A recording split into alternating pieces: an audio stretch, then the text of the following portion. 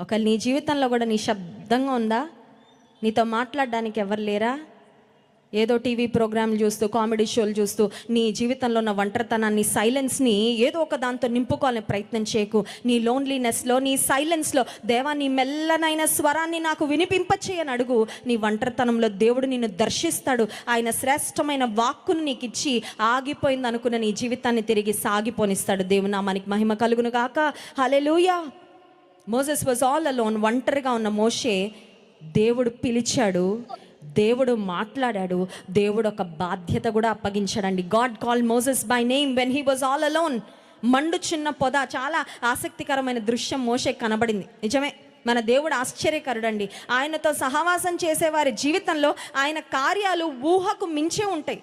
చెప్పడానికి వీలు లేనంతగా, అలివి లేనంతగా చెప్పిన వారు, విన్నవారు నమ్మలేనటువంటి కార్యాలే దేవుడు చేస్తాడు.